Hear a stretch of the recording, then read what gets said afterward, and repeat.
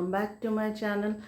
आज मैं आप लोगों को सारी डिटेल्स देने जा रही हूँ जर्मनी के वीज़ा की regarding the pass and places way you can visit. Visa के लिए सबसे पहले आप उस पर ऑनलाइन जाके एक फॉर्म भरेंगे जिसमें आपको पेमेंट देनी होती है VFS के लिए। इसमें आपको एक चीज़ का ध्यान रखना है कि अगर आपका कहीं एड्रेस चेंज हो गया है तो उस एड्रेस के लिए आपके घर में पासपोर्ट में अलग एड्रेस है और अब आप कहीं और रह रहे हैं, तो अब आपके घर में जो है वो वीज़ा नहीं आएगा।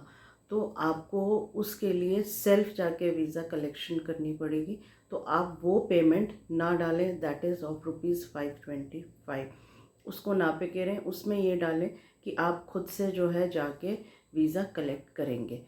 आफ्टर दैट जिस दिन आप उसमें आप अपनी डेट एक डालेंगे कि किस डेट को आपका जो भी डेट मिलेगी। मैं आई वुड से कि 2 महीने लग जाते हैं इसके डेट मिलने में आजकल।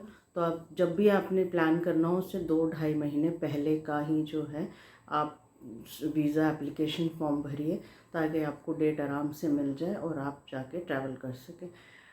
जिस डेट को आपका वीज़ा मिलना है उससे पहले आपको जो डॉक्यूमेंट्स लेके इकट्ठे करने और लेके जाने हैं, सबसे पहले टिकट, होटल बुकिंग, आपके 3 साल का ITR, अगर आप किसी कंपनी में काम कर रहे हैं तो वहाँ का NOC, 2 photographs, medical insurance, bank statement for the last 6 months. और एक बात याद कीजिए रखिएगा कि वहाँ पे कार्ड पेमेंट UPI पेमेंट नहीं होती है, आप कैश लेके जाइए। तो total payment comes around 9,000 something, वो आप कैश लेके जाइएगा क्योंकि वहाँ पे UPI या आपका क्रेडिट कार्ड या कोई भी कार्ड यूज़ नहीं होगा।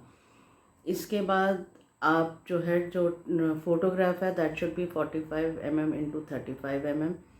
एक आइटिनरी बना के लेके जाइए कि आपने फर्स्ट डे से कितने दिन तक वहाँ पे रहना है और कितने दिन की आप कहाँ कहाँ ट्रैवल करेंगे।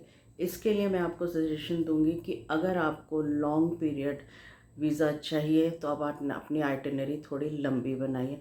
हमने गलती की थी, हमने सिर्फ 8 दिन की आइटिनरी बनाई तो हमें 8 दिन ही वहाँ रहने का उन्होंने परमिशन दी।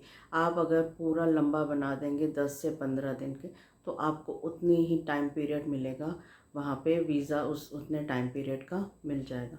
तो ये तो हुई वीज़ा की बात। हाँ, एक लास्ट थिंग और, जिस दिन आपने जाना उससे पहले एप्लीकेशन फॉर जर्मन वीज़ा ये आप पूरा ऑनलाइन भर के इसका प्रिंट निकाल के अपने साथ लेके जाइएगा। इसके बिना वो एक्सेप्ट नहीं करेंगे। और पासपोर्ट तो आपने लेके जाना ही होगा। अब ये बात हो गई सारी वीज़ा के रिगार्डिंग। अब आते हैं यूरो पास पे। जर्मनी में आपका यूरो पास जो लोकली इधर उधर जाने के लिए है that is 49 euros, that you must be knowing. लेकिन there is one thing I would like to tell you कि वहाँ पे एक 12 यूरो का भी पास मिलता है, दैट इज़ फॉर 5 पर्सन। अगर आप ज़्यादा लोग जा रहे हैं 4-5 तो आप एक दिन का आप 5 से 6 डेज़ रहते हैं। अगर आप पाँचों के लिए एक ही वीज़ा लें 12 यूरो का तो आपकी इस हिसाब से आप सेव करते हैं कुछ मनी। बाकी इट्स अप टू यू, अगर आप सबके लिए 49 लेंगे तो इट विल बिकम एक्सपेंसिव। लेकिन अगर आप एक दिन का 12 यूरो लेंगे उसमें पाँचों लोग आ जाएंगे तो that will be reasonable for you.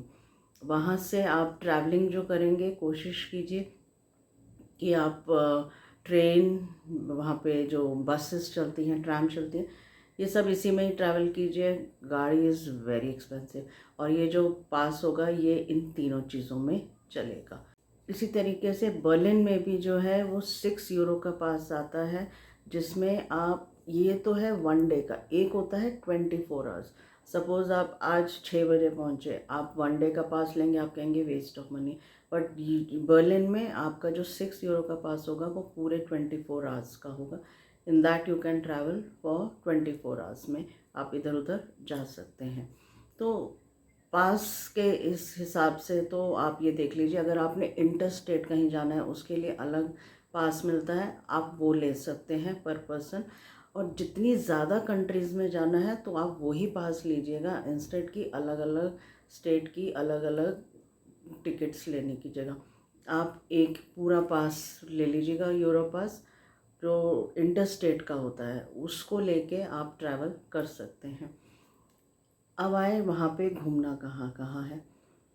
आपको मैंने अपने वीडियोस में दिखाई दिया है कि आप जर्मनी में फ्रैंकफर्ट में कहाँ जा सकते हैं, बर्लिन में कहाँ जा सकते हैं।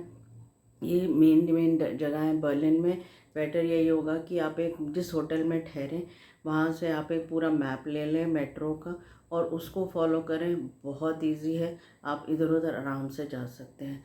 वहाँ के लोग बहुत हेल्पफुल हैं। आपको इंग्लिश बोलने वाले अब तो बहुत मिल जाएंगे। पहले कहते थे कि भाई यूरोप में कोई इंग्लिश नहीं बोलता, लेकिन अब सब मिलते हैं and everybody is very helpful. आप कोई भी चीज़ बोलेंगे एक्स्ट्रा एफर्ट्स लगा के आपको इधर उधर पहुंचाने की कोशिश करेंगे।